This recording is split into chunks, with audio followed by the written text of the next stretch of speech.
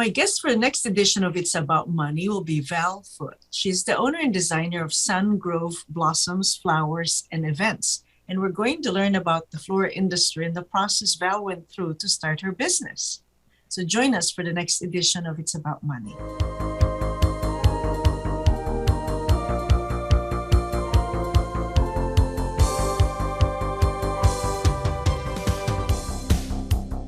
Hello and welcome to another edition of It's About Money. I'm Nannette Nocon and thank you for joining us. My guest in this show is Val Foote. She's the owner and designer of Sungrove Blossoms, Flowers and Events. And we're going to hear about her business in the floral industry and process that she went through in starting her own business. Val, welcome and thank you for being a guest at my show. Thank you so much for having me. This is so cool. So tell us about your story. What inspired you to become a florist? So I'm actually just from a very artistic background. I've done a lot in music, theater, dance, arts, so all of that. So this is actually working out to be a nice extension of that. I actually went to college for theater education, and then in trying to find a job or trying to find supplemental things in between different shows and seasons, I just decided I wanted to help out somebody with their wedding flowers one time. And then, like so many other florist stories, that was kind of the starting point, and then it snowballed from there. You do one wedding, and then someone else asks you, and then it continues to transform. And actually blossomed into the business. Yes, exactly. If I could use that metaphor. Yes. Yes. That sounds good. So how did you learn about the ins and outs of the business? I mean, there's a lot involved, right? You've got inventory that doesn't last a long time, right? So which is the biggest struggle. Yeah. So I just started like a part-time job as a shop girl at a local flower shop that just happened to be hiring in the moment that I wanted to do something different. And so just through that, you're around the flowers, you're kind of learning what happens throughout the year. So I picked up all of that. And then the rest of the minute details I've just learned over time from freelancing with other florists or just going on YouTube and reading blogs and all of that. Oh, cool. Isn't that amazing what you could learn in the internet, right? So Yeah. when I learn, you just do a search and that's beautiful. Yeah. That's beautiful. So when did you start? When did you think like, I got to start my own business? Like you were piecing some things together. So much like a lot of artists, right? You do different gigs, right? And then when did you finally say that this is it? I'm going to start. And you had done the initial wedding, right? Of doing the arrangement for that. But when did it like hit to say, okay, this is it, I'm gonna do it? Was it like kind of you're gonna do it, not do it, or did it come to you naturally when it was time to do it? Yeah. So I had worked at another shop for about 2 years, and then the part-time hours were like kind of awkward, so I needed to stop working there just so I could like have control over my life, which is ironic now. And then I was just kind of doing my own stuff on the side of other gigs, which then came to a halt with COVID. Suddenly there was no more theater. Suddenly there was no more other seasonal jobs. And actually Sungrove was the only thing to employ me. So then I was like, well, I guess we're going all in on this. That's Now, do you find that there's a lot of ebbs and flows? Is the season, probably wedding season's kind of busy, right? Yes, definitely. And it's kind of a very cyclical changing of seasons. January is always dead. Then it's a huge Valentine's Day rush and then dead again. And then the spring holidays of like Easter, Mother's Day, prom, graduation, all of that is just a huge marathon in the spring, which then transforms into like a 4 or 5 month wedding season. And then it's holiday season. So there's weeks where I might think, oh my gosh, it's dead. Like my business is going under, like nothing's happening. And it's like, it's fine. Like next week it'll be crazy again. Like just breathe. This is normal. So when did you start your business? How long ago did you start it? In 2018. 2018. Okay, yeah, great. so we're going into the 4th year. So really you have a pattern now of like you said, the busy season. So you could at least plan around that for vacation, time off, and things that you could do Yes. that's not so busy, right? Yeah, definitely. Okay, great. So your business is also eco-conscious. What does that mean? So, the floral industry as a whole is very not eco-friendly. It's not sustainable. You would think that something so beautiful would not be such a wasteful industry, but there's so much packaging. The flowers have to fly from so far away. Most of the flowers in the US are actually imported from South America. So that's obviously a huge carbon footprint. So I'm trying to minimize that as much as possible by sourcing my flowers locally or from other American flower farms, like in California. And there's also a lot of flower farms in Ontario, Canada. So I kind of count that as important as American grown for us being literally across the street from Ontario, basically. And then in all of my packaging, I try to not use any single use plastic, any excessive packaging, which obviously looks nice and we've all gotten used to all of that extra packaging, but it's unnecessary. Mhm. All the fancy vases, they're unnecessary. They're nice, but in the end, I'd rather put all of the money and the effort into the flowers themselves rather than the extras.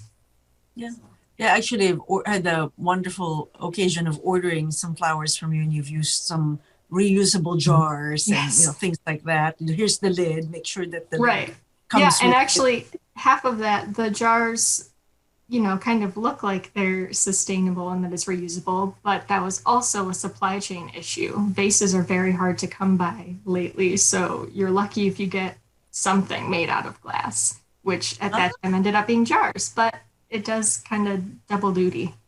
yeah, oh, that's great. So there's the silver lining to the Yeah. supply issue from the COVID, right?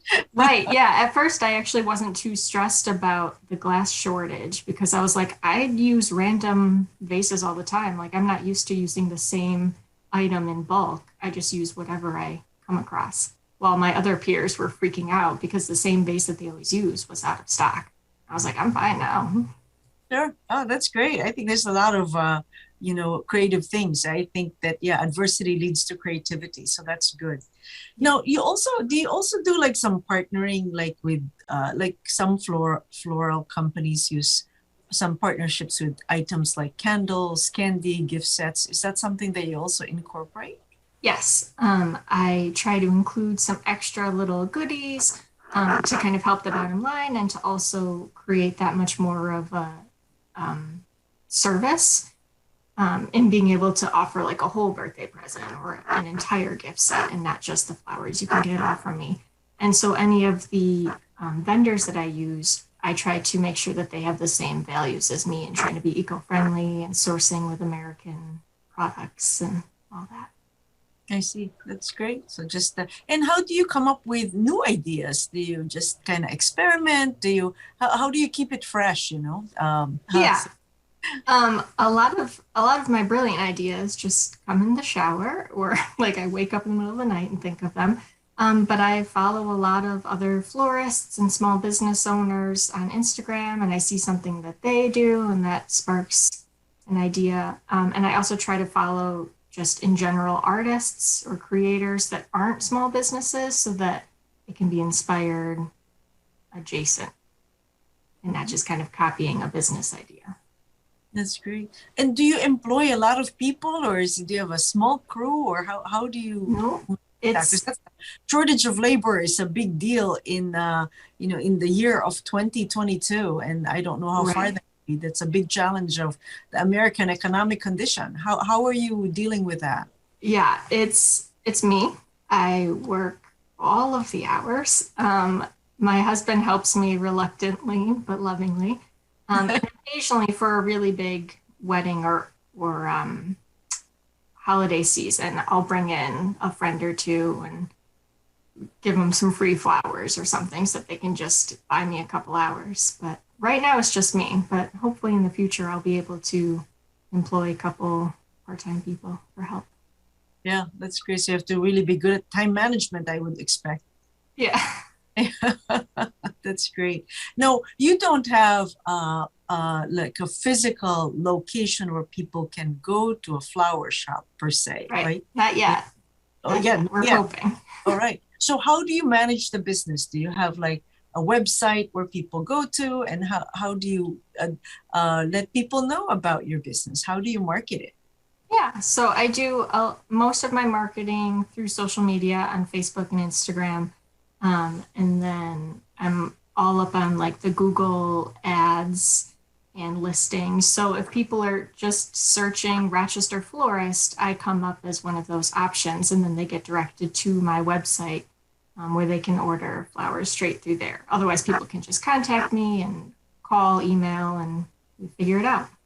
Mhm. And how does word of mouth and repeat business come into play? Is that one of the, is that a strategy that you try to use in terms Yeah, of continuing your business? Mhm. definitely. Yeah. As I really try to make sure that the customer has a positive experience, and then they all tell their friends. They all have friends that are getting married or having parties or all that. And we hope to just keep expanding like that. Yeah, that's great. That's wonderful. What would you say is the most challenging part of your business? One, well, actually, I'll leave that open and then we'll ask more questions. But what would you say is the most challenging part of owning your business? Having to wear so many hats all the time, um, and feeling like every to-do list item is a priority, but the other one is more of a priority, but that one's perishable. So really trying to figure out where my attention needs to go, and I'm often feeling spread very thin. Uh-huh. I bet. I bet. So then how do you organize yourself? I mean, do you use a computer? Do you use like some people will use like 3x5 cards, some people use a computer, some people is do you have a secret in terms of how you organize yourself with these things? Yeah. I I wish I could tell you. I just have a lot of to-do lists and post-its. Um, Oh, post-its, my okay. Google Calendar is, is keeping track of everything. So Sure. Yeah. A lot. Yeah. And it's sometimes really low tech. yeah, yeah, and that's okay. Sometimes that's all right because you can just move the things and put Yeah, labels on different stuff. I can right. imagine because, like you said, it's perishable and probably weather has a lot to do with it. I imagine that when the weather is cooler, the flowers can last a little bit longer. Right. Uh, but then when it's warmer, it's you've got to, worry about refrigeration and all those things, right? So. Yeah, totally. But anyways, cool. I think that's great. It's fascinating. Flowers always certainly make people happy. I like having them myself for, gatherings and to thank people. Very few people don't appreciate flowers or, you Right. know, so it's nice with the floral design and things like that. And then, the event part of your business, is that like event planning as well? Or is it help me with the event part of your business name? Mostly that's kind of just implying doing the weddings and showers and small events, and being able to help you with your floral needs, I which could include like a few extra rentals and things like that, but not doing excessive amounts of planning. There got it. are people more qualified for that. Got it. So basically, you're giving the feel for it, the atmosphere with the flowers for your Yeah. event. Got it. Okay, wonderful. Well, Val, I'm so grateful for you sharing your insight and your Yes. experience with my viewers. I really appreciate it. Thank you for having me. That flew by. Yeah, my pleasure. My pleasure. And thank you, our guests, for being watching our show. And my guest is Val Foote, owner and designer of Sungrove Blossom Flowers and Events. And until next time, I'm Nannette Nocon, and it's about money.